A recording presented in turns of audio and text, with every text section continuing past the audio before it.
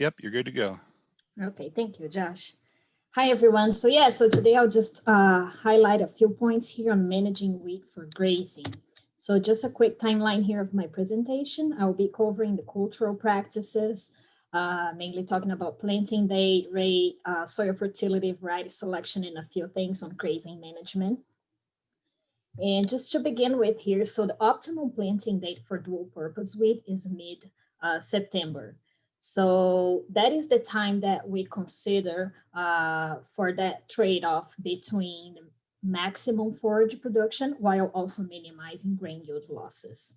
And as you can see here in this figure, that time right here, and I would not recommend planting earlier than this. As you can see that you can get higher forage production here planting earlier than that mid-September, but I would not recommend that unless you are in a graze out situation. And so this mid-September window for dual purpose producers reduce risks of hash and fly infestations, and also it's good and allow time for good forage growth, canopy establishment, and root development. Just, okay. And so, as I was saying, planting earlier in August or late August or early September will provide you with a higher forage production as compared to planting in October, as you can see here in this figure.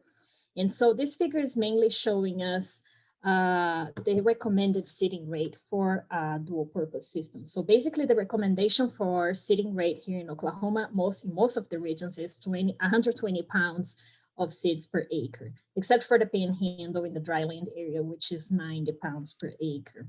And you can see here that increasing that seeding rate from 60 pounds to 120 pounds, we can get as much as 500 pounds increase in fall forage production. And usually that increase in forage production by using a higher seeding rate justify the cost of the extra seeds that you may have.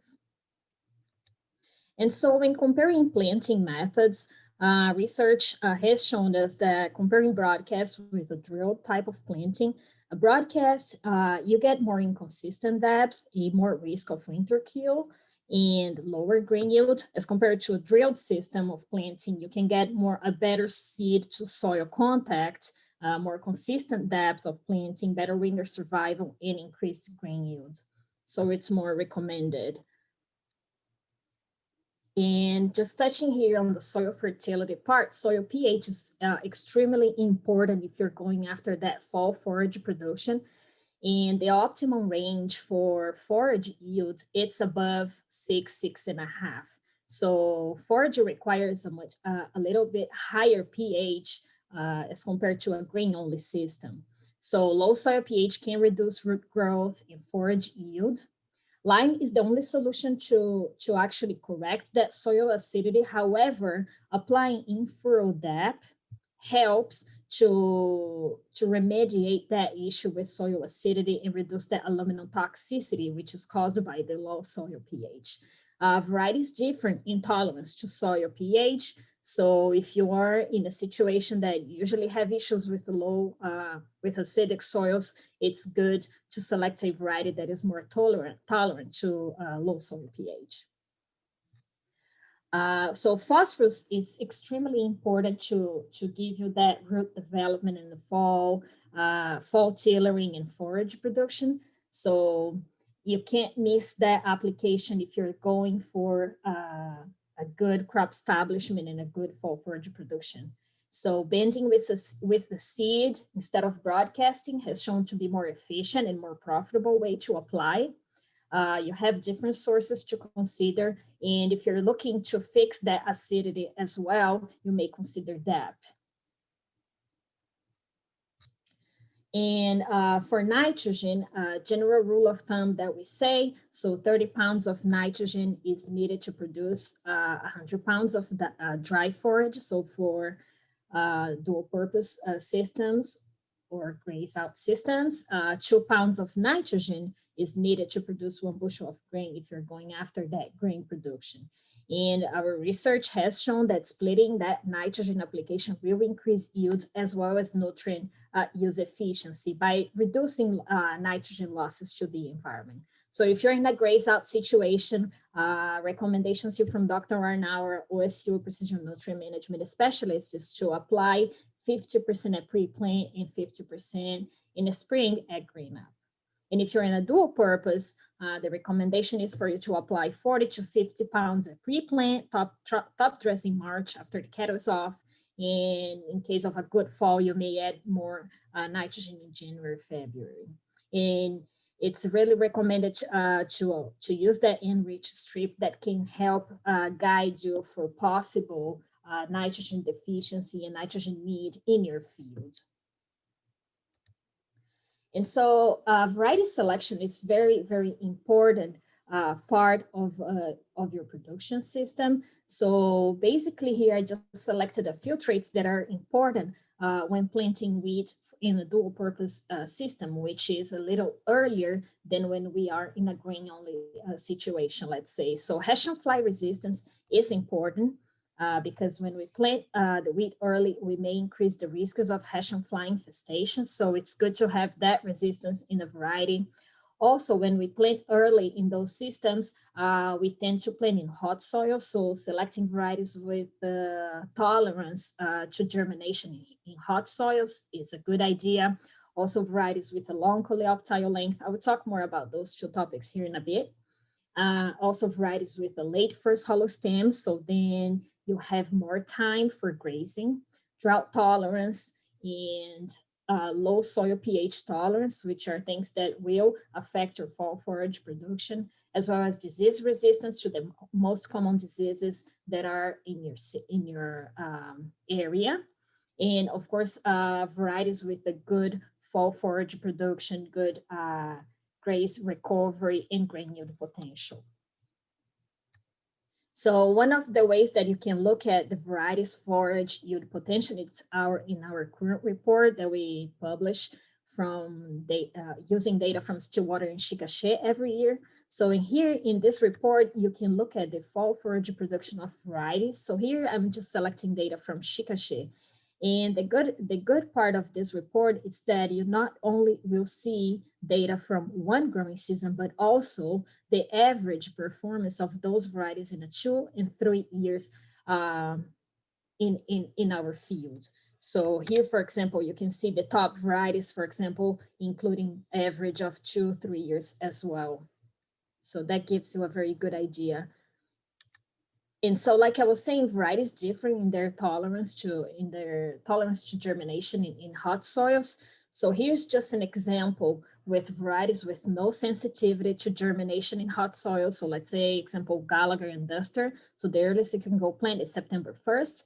We have varieties with a moderate sensitivity, so like Double Stop and Smith's Gold. And so the earliest planting you should go here is September 10th.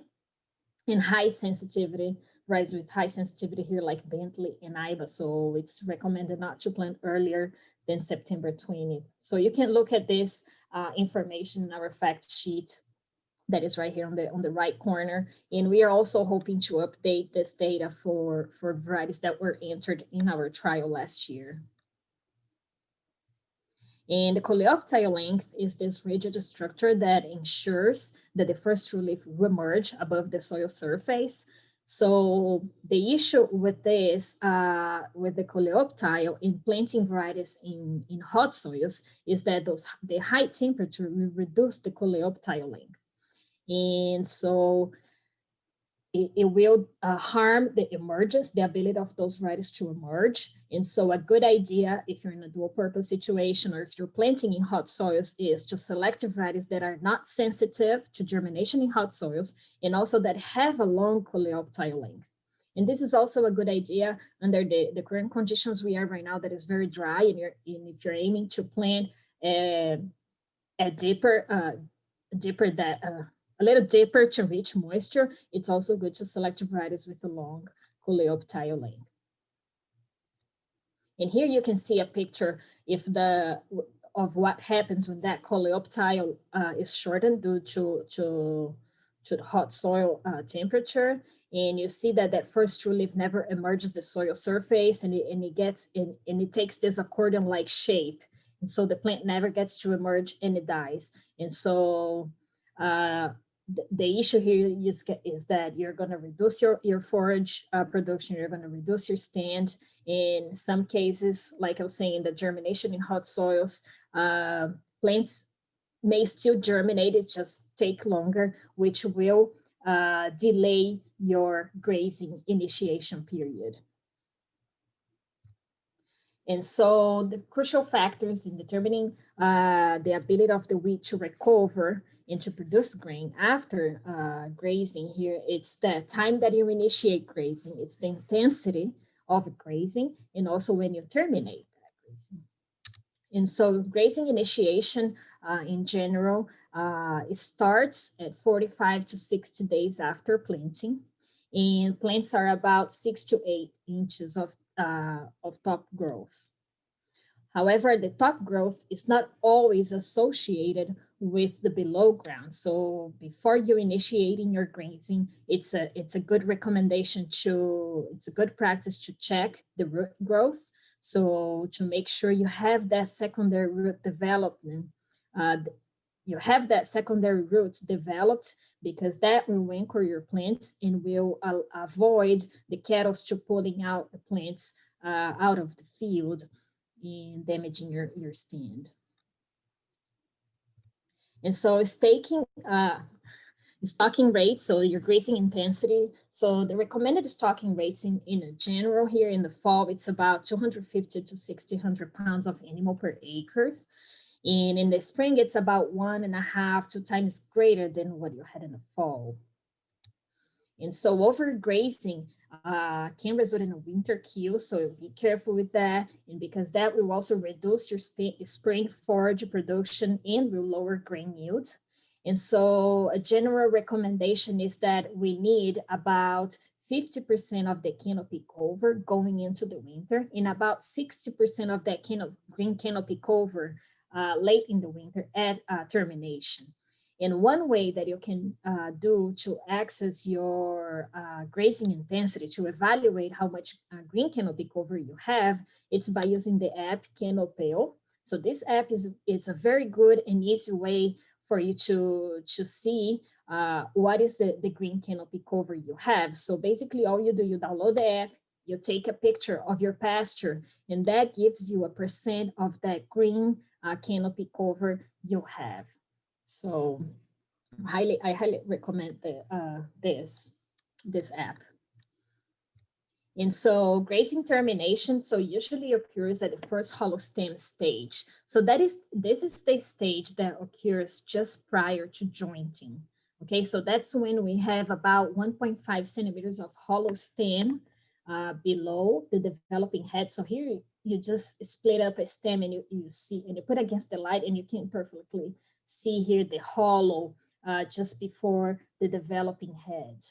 And this is very, if you just get and this 1.5 centimeters, the same size, it's the same size as the diameter of a dime, okay? So that's when you should start removing your cattle from the wheat pasture. It's very important, because if you graze after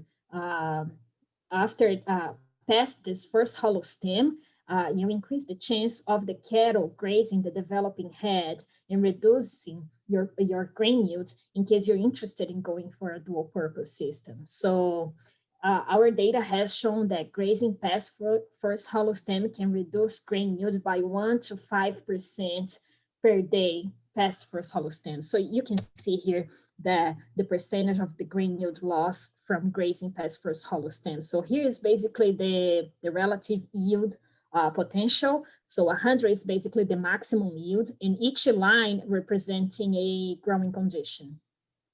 And so here in the x-axis, we just have days past first hollow stem. And we can see here that the yield losses from grazing past first hollow stem will depend on the conditions you have for regrowth. So if you have good conditions for regrowth, so cool and moist conditions, you may see a 10% yield loss by grazing 14 days past first hollow stem. But if you do have unfavorable conditions like hot and dry conditions for regrowth, you may see a 60% yield loss by grazing 14 days past first hollow stem. And so it's several factors can influence when your crop reach first hollow stem. Example varieties, the locations, planting date, temperature, moisture, and grazing intensity. And so when should you start checking for first hollow stem? So I would say sometime in February, but it does depend on the environmental conditions. Like last year or this year, we had a very warm winter. So first hollow stem date was about President's Day. So it was 1 month earlier than in 2019 and 16 days earlier than the long-term 20-year average, which is March 6th. So just walk your fields, split up some stems with a dime, and you can kind of evaluate where you're at for your first hollow stem and estimate when you should start to removing your cattle from the wheat pasture. And that is, of course, highlighting it's mostly important if you are aiming to go after that grain if you're under a dual purpose system. So with that, I'll just stop here as a take home. Do what you can to get that early growth. So optimal planting date, planting rate, apply nitrogen, bending phosphorus is a good practice to increase that fall forage production and root development. Check the root growth before grazing initiation to make sure your plants are well anchored in the field and will not be removed by cattle. And also remove your cattle at first hollow stem if you're going after that grain production. So with that, I'll take any questions if you have any. Excellent job, Dr. Silva. I'm not seeing any questions yet, but I guess I can ask a couple, see if we can have any come in. We got a little bit of time. Often I get questions about, when we start talking about managing a crop, in this case, wheat, a lot of guys just initially think that's management equals putting more money into the crop. I love how you put out all of the cultural things we can do that really necessitates money, planting date, planting depth, to a certain extent, variety selection, when to turn out, when to terminate. Those are all things or management that aren't necessarily costing you money to do, but what would be some of the bigger bangs for your buck that actually do cost money as far as the inputs go? Well, you say like in a dual purpose system, and what would be like the practice that I would say that I would spend the most money? Is that what you're asking? Yeah, what would be the biggest return on investment on trying to? I think getting that nitrogen, that phosphorus, I think phosphorus is extremely important for people that are going after that fall forage production. So investing in that application, investing in nitrogen, I think are very important management practices that will provide a good return on investment. Of course, it depends on the rate, right? So it's a good idea to have that soil test information to make sure you know what is in the soil, and just apply that rate that will be economical for each case. But yeah, like you said, a few things like just putting the cattle out when the plant is well developed and removing it before first hollow stem, for example, that will make a lot of difference in improve the yield of your system. Excellent. Dr. Beck asked what residual forage levels will we target when pulling calves off? So how much, I know when you said initiate, you said 6 to 8 inches. Maybe that's what he's thinking, how much forage should be out there when we terminate? Like I would say, so when we say about, I think he's saying about the height, like how much of the plant should be left. I think it's about 3-4 inches of the crop that would do. I know you mentioned the Canopeo app. I think that's about 60% green ground cover. Yeah, so I think that would be about 3-4 inches of the crop of the. And I know you mentioned some reasons why we do that. And one of the things I think a lot of guys or don't think of is we're pulling off to get that plant time to recover from grazing, not necessarily the damage to that growing point. Obviously, that's a big component, but we need that crop to recover if we're wanting a grain crop off of it. Yes, because the leaves are where it's like that solar panel where the plants are using all the energy, trying to get energy from the sun to continue growing, producing grain. So it's a good idea to leave a percentage of the leaf area there to make sure the plants can recover well and produce grain. We had a question from someone just asking, maybe they don't know what we're referring to as a dual purpose system. So dual purpose system is basically producers that are intended to graze the wheat and also remove the cattle from the field and let it go and produce grain. And that's something very unique to the Southern Great Plains. Yes. Growing winter wheat, we got that crop out there for most of the year, and getting 2 crops off of 1 crop is something a lot of people don't know about. So yes, it's our environment that makes it possible to get this good fall forage production.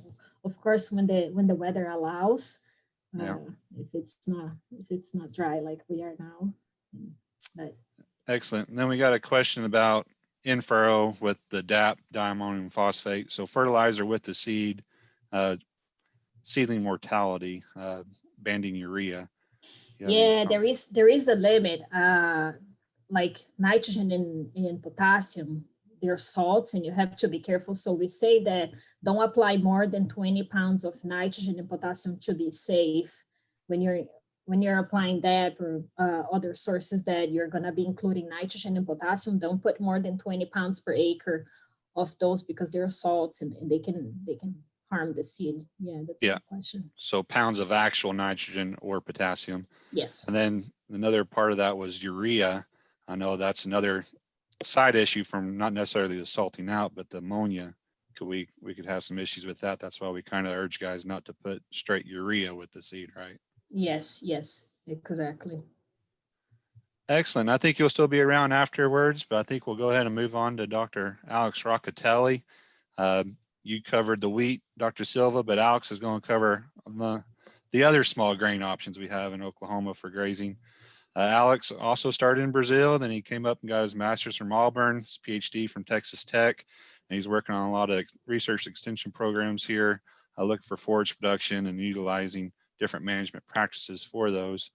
So Dr. Rocateli, hand it over to you. All right, so let me share my screen here. Let me find where I am.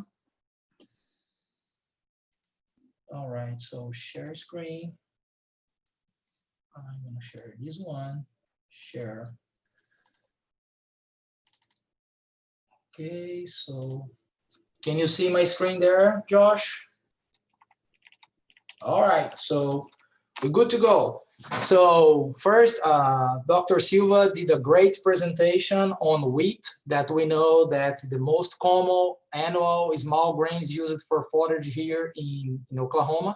And what I would like to do now is just complement some information on other annual small grains for forage. So I'm not going to go in that detail because most of the management that Dr. Silva mentioned is going to be applied for that. But I want to give a little taste on how those different crops, forage, will perform comparing to wheat. So the first one that I would like to talk is cereal rye as another option. And cereal rye, it's a very good option if we are more in sand soils with lower pH. Remember that Dr. Silva mentioned that even though wheat can still grow at a pH of 5.5, that in my opinion is low, that's not good for forage. We need to have a pH of 6.0 there. On cereal rye, if your pH is slightly lower, you still can have a good production of forage there. Also, as you can see on this graph here that compares how the forage distribution occurs for wheat and rye, first thing that you can see here is that we can have higher yields of forage of rye during the winter. And also, as we go for the winter, like late in the winter, you can see that we still can keep higher forage production there. The reason is rye takes longer to really go, I would say, if possible, dormant, if that's the right way to say.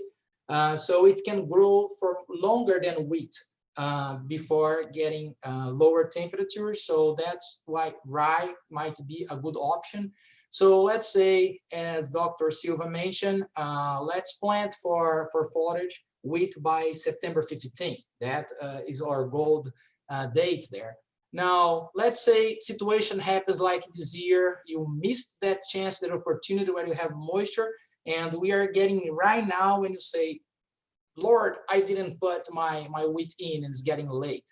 Perhaps rye here might be an opportunity because it still can grow fast and produce more than wheat in a situation like that. So rye is good for grazing. Now, if you're planning on hay or silage, I would say might not be the best option. When you're going for hay or silage, we are thinking already about spring.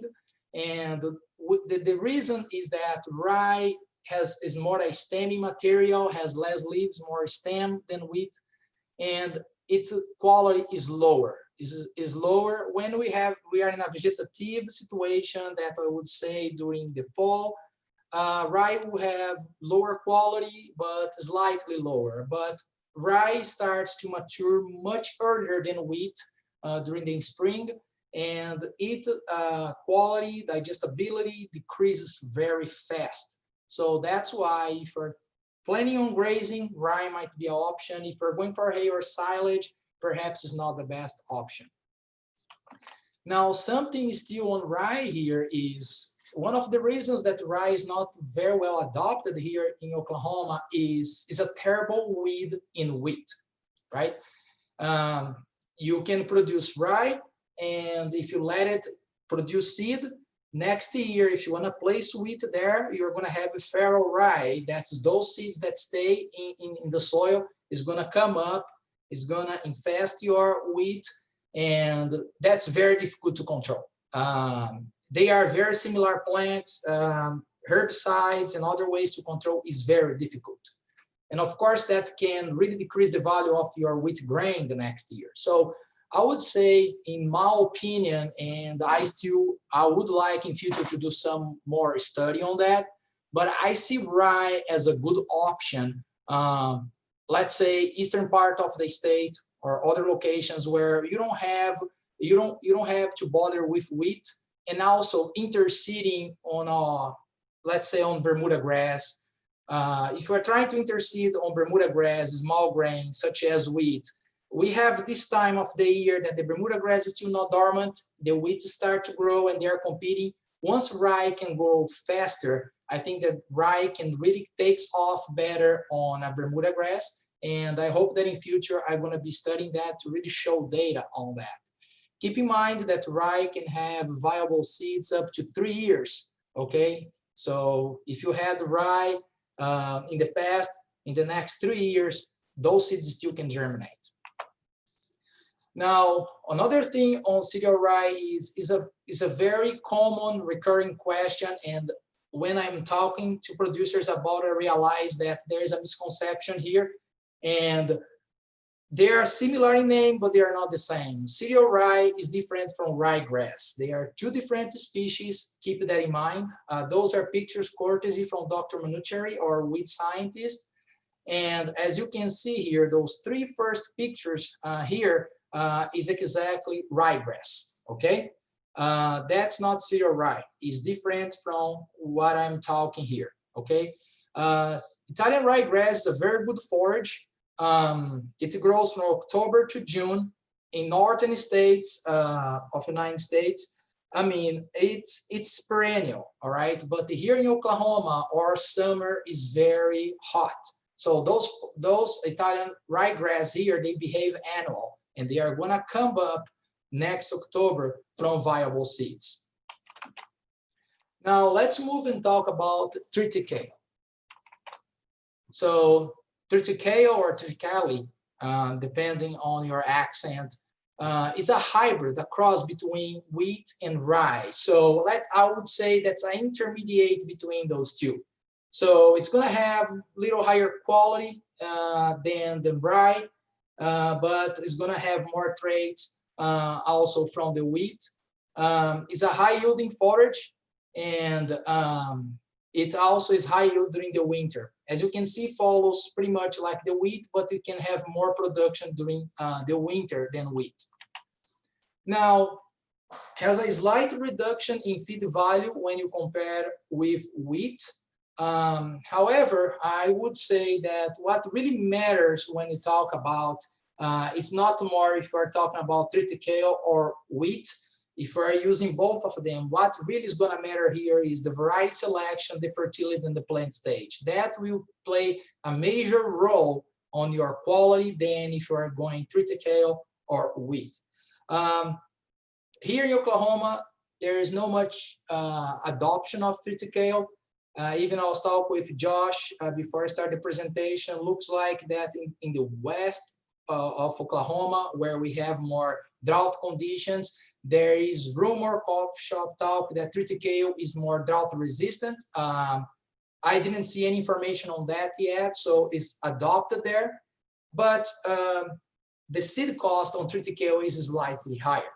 And once you have a very good breeding program of wheat here in Oklahoma, what happened is we have improved wheat varieties for grazing. So perhaps those wheat varieties can perform as good as triticales. As you can see here, for now, what I can is just to speculate.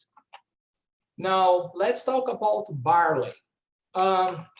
Even I would like to talk, looking at the graph of the distribution of the forage, you can see that the winter barley, we are going to have high production very early during the fall, then the winter, but during the spring, you don't have much production. From all the small grains that I had talked so far, is the one that's going to have higher quality, has higher crude protein and total digestible nutrients. When you talk about in concentration in the same amount, in the same yield, comparing same amount. But winter barley has reduced the yield compared to wheat when you see the whole season. So in this case, the total digestible nutrients that you are going to have from barley comparing to wheat per acre is going to be lower. Keep that in mind. As you can see, barley can grow fast and high yielding very early. So if that's the case, you can even postpone grazing, or if you are cutting for hay once it has high quality through the spring, you don't need to cut at the bud stage. That I think it's a good time for cutting for hay. You can go for soft dough. That might be a good time. Now, looking at this and what I'm talking from barley so far, I think that people may think, well, barley cannot be a good option anyway. I don't see an advantage on. Well, there are situations. Barley is recommended for soils with high salinity. So if that's the case, you have high salinity soil, perhaps consider barley. Barley can do much better than others. Now, finally, oats. When you talk about oats, even you can see that I'm not putting that graph that compare wheat and oats on forage production. Why? Because here in Oklahoma, I see oats as a plan B for wheat. Oats, of course, you can plant oats here in Oklahoma during the fall, but it's not gonna come up back during the spring. What I'm trying to say, oats are not winter hardy here in Oklahoma. Noble Foundation is trying to develop oat varieties that's gonna be winter hardy, but so far we don't have that well developed. When we talk about oats, deep south of Oklahoma, the last tier of counties or the last 2 tiers of county, I would say in 1 out of 3 years, perhaps you may have some oats coming during the spring if your winter was mild. But don't expect that you are going to have forage in the spring from oats if you are planting that during the fall. So pretty much it can produce, if you plant during the fall, a little earlier and a little higher quality than wheat. But in my opinion, once you have lots of varieties available for wheat here, varieties that was improved, I still think that wheat might be a way to go. So I would put this scenario. Let's say that you plant your wheat too late, or the weather was not good, and let's say, unfortunately, your wheat didn't come up. Okay, drought conditions, perhaps you missed the plant date, or lack of rainfall. So there is a second chance that you can have forage during the spring, and that way would be spring planted oats. That's the way that I see how oats can be used here, again, as a plan B. I would like to go pretty fast on those slides. Josh, we still have time for? Got a little bit of time. Okay, so I'm gonna be pretty fast on that. So spring, I just would like to talk a little bit on how we can plant oats, if there is some considerations on that. So pretty much close to what Dr. Silva mentioned. The point here is, if you're planting spring oats, I would say plant from February 15 to March 10. The soil temperature might be higher than 43 Fahrenheit, and be keeping on that temperature for like 3, 4, 5 days consecutive, so we can have a good germination. I would say if it is reading, it's being like mid-February, and you have good moisture, and you see that is a mild winter, temperatures are good, go there and plant as soon as you can, because it's good that you take that advantage, because the oats can start to develop before like the insects wake up and other weeds wake up when it starts to get warmer. Now, if the situation is no rainfall, lower temperatures, postpone till March 10, but don't go later than March 10, and wait a little bit for that moisture or for that temperature to be right. Seeding rate 80 to 100 pounds of pure life seed per acre. Well, that's a rule of thumb. Look at the seed tag from the company and see what they recommend, more specific for your variety.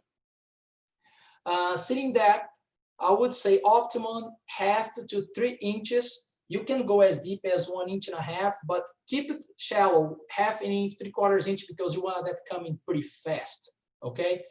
You can do conventional tillage as you're gonna do for your wheat, yes, but that's how I see that, right? You are perhaps trying to make up the wheat that didn't come. So just no-till the oat as was, if there is some wheat stubble there because there was some growth or not, just go there and no-till drill the oats there. That's the way to go. Fertilization, by the book, pretty much close to what Amanda told for wheat, 30, 40 pounds for every 1,000 tons of forage produced. Now, pH range 5.5, 5.7, but for forage, make sure that you have 6 or higher, P&K according to the soil analysis. Now, if you had done everything right for your wheat during the fall, you had done the soil analysis, correct for P&K, applied nitrogen, and your wheat failed, not because you neglected fertilization, but weather conditions or planting date, I would say don't bother much about fertilization. The PK, most of the N perhaps is gonna be there. So just to guarantee, broadcast 30 pounds of actual nitrogen there, and after that you have the oats coming up. That's pretty much, I think that's the recommendation. And grazing, start grazing, I would say when we have 6 to 8 inches. The trick here is dig some plants and see if you have a very well developed root system. That's key. So when the cattle is grazing, is not pulling those plants out. Keep in mind that oats, when planted during the spring, is not going to tiller as you expect from wheat, or even oats when you plant during the fall. It's just going to be one stem. So you need to be very more delicate on grazing that plant, because it doesn't have that bunch of stems or regrowth. I would say stop grazing 2 to 3 inches height. Keep in mind that not only oats, but any other annual cool season, what happened here is those roots are simply straws that is taking water and minerals from the soil. They don't have any energy there. The energy are on the bottom part of the stems. So if you remove those stems, it's going to take very long for those plants to regrow. So that 2-3 inches, that 1 inch plus 3 inches that you are leaving more there in stems and leaves, you make up much more forage faster to you. And in the end of the season, you had more forage. And expect stocking rates of 1.5 animals per acre for 60 days on growing animals around 750 pounds. Last, cut at early head if you're going for hay production. That's the point when you have your yield maximized and your quality is still very good. So that's pretty much, I mean, I'm trying to cover everything that I could in a short period of time. So I think that for now we can open for questions. Thank you, Dr. Rocateli. We do have one question already. How do black oats compare to white oats in winter hardiness and forage production? Well, I don't have much data or any experience with black oats, and that's being a question. I had heard rumors that black oats can be highly productive and similar forage yields, but I don't know how they are doing here in Oklahoma, honestly. Josh, had you crossed any information on black oats? Just word of mouth. So yeah, I've heard about the same thing as you, but I haven't seen any data on it. Right, yeah. Especially in the Southern Great Plains. Exactly. So, I mean, so far in my career here, I had spent much time on warm seasons and also alfalfa. That's a cool season, but it's planted here during the warm season. So I think that's time for me to start to chase more the cool seasons now. So Alex, obviously Oklahoma's a big wheat state. Why would a grower start looking at other small grain options over wheat? That's a very good question. As I mentioned before, my point here was to complement. I think that once we have lots of wheat varieties available for grazing, for dual purpose, and also we are very familiar on grazing wheat. I see wheat as the best option. Now, as I mentioned, like rye perhaps might be a better option if you're trying to interseed on a forage, or perhaps you lost the window for planting our wheat. Rye you can plant a little late. If you have high salinity, barley might be an option. So I see them filling those little gaps for now.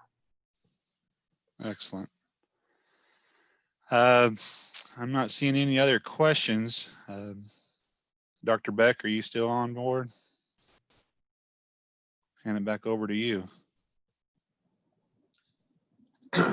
Thank you very much for attending this session of the Ranchers Thursday Lunchtime Series. We did have a question about fall armyworms, which I hope we will get that addressed by Dr. Tom Morrow next week. October the 22nd at 12:30, we're going to meet again, and he's going to talk about pest control in our wheat fields. So once again, thank you all for attending, and we look forward to seeing you all next week. Thank you very much for the great presentations. Thank you.